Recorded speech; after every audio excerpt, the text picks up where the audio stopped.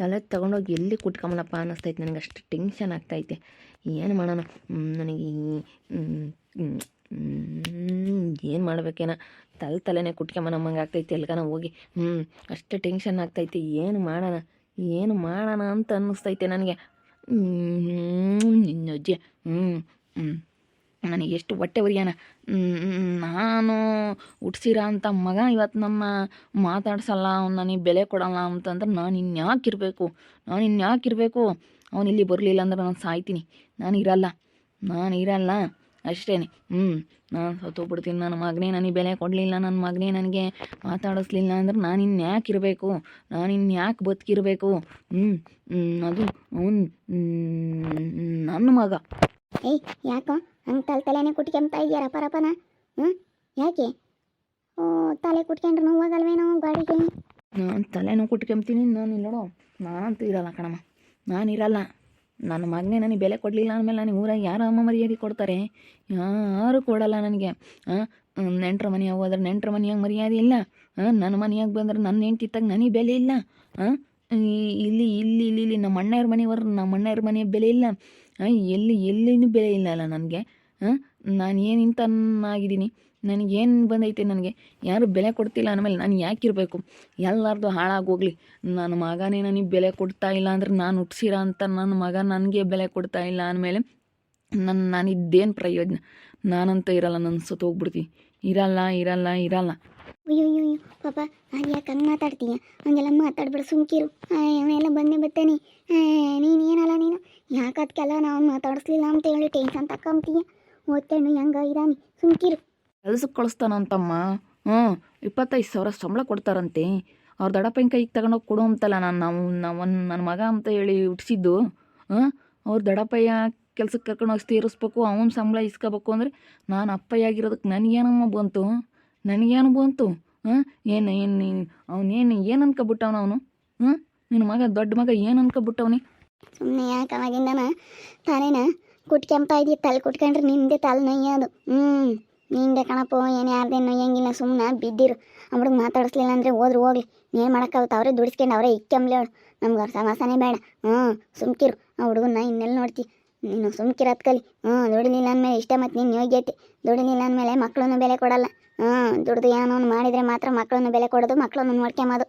ಅಲ್ಲ ಸುಮ್ಕಿರಲ್ಲ ಪಾಪ, ನೀನು ಯಾಕೆ ಅಷ್ಟೊಂದು ಅದಕ್ಕೆ ಟೆನ್ಷನ್ ತಗೊಂತೀ? ಅದೇನಂತ ದೊಡ್ಡ ಕೆಲಸ ಅಮ್ಮಂಗೆ ಹೇಳತ್ತ. ನೀನೊಬ್ಬ. ಅಲ್ಲ ನಾನು ಹೇಳೋದೇನು ನಿನಗೆ ಪಾಪ, ನೀನು ಎಲ್ಲಿದ್ರೂ ಮುನಪ್ಪನ ಮಗ ಅಂತಲೇ ಹೇಳೋದು. ಯಾರ ಮಗ ಅವನು ಚೇತು ಅಂತ ಹೇಳಿದರೆ ಮನು ಮಗ ಅಂತಲೇ ಹೇಳೋದು. ಎಲ್ಲೋದ್ರೂ ಜನ ಹಂಗೆ ಹೇಳೋದು. ಯಾರ ಮಗ ಅಂದ್ರೆ ಅವನು ಹಂಗೆ ಹೇಳೋದು. ನೀನು ಹಿಂಗಂತ ಹೇಳ್ತಾ ಇದೀಯ? ಅವನು ಹೇಳಲಿಲ್ವಲ್ಲ ಎದ್ದಾಗ, ರಾಜಪ್ಪ ಸಂಗೀತಮ್ಮನ ಮಗ ನಾನು ಅಂತ ಹೇಳ್ತಾ ಇದ್ದಾನೆ. ಅಲ್ಲ ಅಜ್ಜಿ ಅವನ ಕೇಳ್ತಾ ಐತೆ ಪಾಪ, ಯಾರಲ್ಲ ನೀನು ಅಂತ ಹೇಳಿ ಕೆಂಚಜ್ಜಿ ನೋಡಿಲ್ವಲ್ಲ ಕೇಳ್ತಾ ಐತೆ. ಅದಕ್ಕೆ ಅವ್ನು ಏನು ಅನ್ಬೇಕು? ರಾಜಪ್ಪ ಸಂಗೀತಮ್ಮನ ಮಗ ಅಂತ ಹೇಳ್ತಾನಲ್ಲ, ನನಗೆ ಎಷ್ಟು ಹೊಟ್ಟೆ ಗುರಿಯಕ್ಕಿಲ್ಲಮ್ಮ ನನಗೆ.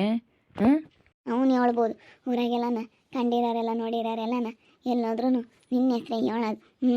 ಯಾರ ಮಗ ಅಂತೇಳಿ ಯಾರನ್ನ ಮಾತಾಡಿದರೆ ಹೇಳಪ್ಪ ಕೆಲ್ಸಕ್ಕೆ ಹೋಗ್ತಾನೆ, ರಾಜಪ್ಪರ ತಮ್ಮನ ಮಗ ಅಂತ ಹೇಳ್ತಾರೆ. ಸುಮ್ಕಿರು. ಏನು ನಿನ್ನೆ ಅವ್ರೇನು ಇದು ಮಾಡಿಲ್ಲ, ಅದು ಯಾಕೆ ಟೆನ್ಷನ್ ತಗೊಂತೀಯ? ನೀನೇನಪ್ಪ ನೀನು ಇದು ಮಾಡ್ತಾನೆ ಅಂತ. ಆ ಹುಡುಗನು ಅಂಥದ್ದೇ ಅದೇನಂತದಾಗೈತೆ ಅದು. ತೆಗ್ದಳ್ಳಿ ಬಾರ್ಸೋಮ್ಮಂಗಾಗುತ್ತೆ. ಬಾರ್ಸೋದು ಹೋಗ್ಲಿ. ಅವನು 25,000 ಸಂಬಳ ದುಡಿತಾ ಇದ್ದಾನೆ ಇವಾಗ. ಈ ವಯಸ್ಸಿಗೆ ಅಲೇನೆ. ಇವನೇನು 25,000 ದುಡ್ಕೊಂಬಂದಿದ್ದಾನೆ ಅಪ್ಪ? ಎಂದು ದುಡ್ದಿಲ್ಲ. ಎಂದು ಕೆಲಸಕ್ಕೆ ಅಚ್ಚುಕಟ್ಟಾಗಿ ಯಾವುದಾದ್ರೂ ಒಂದು ಕೆಲಸ ಮಾಡಿ ಎಲ್ಲ ಅರ್ಧ ಬರ್ಧ ಏನು ಮಾಡೀನು ಎಲ್ಲ ಅರ್ಧ ಮಾಡ್ದೆ ಇಟ್ಕೇನೆ ಒಂದು ಅಪ್ಪನ ಬಂದುಬಿಡ್ಬೇಕು. ಯಾವುದೂ ಕಿಸಿಯೋಕ್ಕಾಗಲ್ಲ ಈ ಅಪ್ಪನ ಕೈ. ಎಲ್ಲ ಅರ್ಧ ಬರ್ಧ ಮಾಡಿ ಬಿಸಾಕ್ಯವನು. ಏನು ಎಲ್ಲರೂ ದುಡಿತಾರೆ ಕೇಳ್ಕೊಂಬರ ಊರಾಗೆ. ಇವತ್ತು ಶಂಕರಣ್ಣನ ನೋಡಿದ್ರೆ ಸಂತೋಷ ಆಗ್ತೈತೆ. ಅವಣ್ಣ ಯಾವತ್ತೊಂದು ಮಾಡೇ ಇಲ್ಲ, ಸುಮ್ಮನೆ ಉಂಡು ಮನೆಯಾಗ ಕುಕ್ಕಂತೈತಿ. ಎಲ್ಲ ಅವ್ರ ಮಕ್ಳು ಮಾಡಿರೋದೇ. ಇವತ್ತು ಅವಣ್ಣ ಇನ್ನು ಹೆಂಗೆ ನೋಡ್ಕೊಂತಾರೆ? ಮಂಚ ಬಿಟ್ಟು ಕೆಳಗೆ ಇಳಿಯಲ್ಲ ಅವಣ್ಣಯ್ಯ. ಹೌದು, ತೋಟ ಐತೆ ಕಣಪ್ಪ. ಅವರೆಲ್ಲ ತೋಟ ಕಟ್ಟಿ ಮುಂದಾಗೆಲ್ಲ ತೋಟ ಅದು ತುಟ್ಕೆ ಎಲ್ಲ ಸಂಪಾಳಿಸಿರೋದಕ್ಕೆ ಅವ್ರು ಇವತ್ತು ಕುಕ್ಕಂಡು ಉಣ್ತಾ ಇದ್ದಾರೆ. ನೀನೇನು ಸಂಪಾಳಿಸಿದೀಯ? ನೀನೇನು ಮಾಡಿದೀಯ ಅಂತ ಬೊಗ್ಲಾಡ್ತಾ ಇದೀಯಾ? ಮುಚ್ಕೊಂಡು ಬಿದ್ದಿರು ನೀನು. ಸುಮ್ಮನೆ ಮಾತಾಡಬೇಡ. ಅಲ್ಲ ಕಣ ಸುಮ್ಕಿರ ನೀನು ಯಾಕೆ ಇವಾಗ ಅಷ್ಟೊಂದು ಟೆನ್ಷನ್ ತಗೊಂತೀಯ? ನಿನಗೆ ಗೊತ್ತಾಗಲ್ಲ ಕಣ ಹುಡ್ಗ. ಹೇಳಿ ಹುಡುಗ ಒಂದು ಈಟನ ಗೊತ್ತಾಗಲ್ಲ ಕಣ.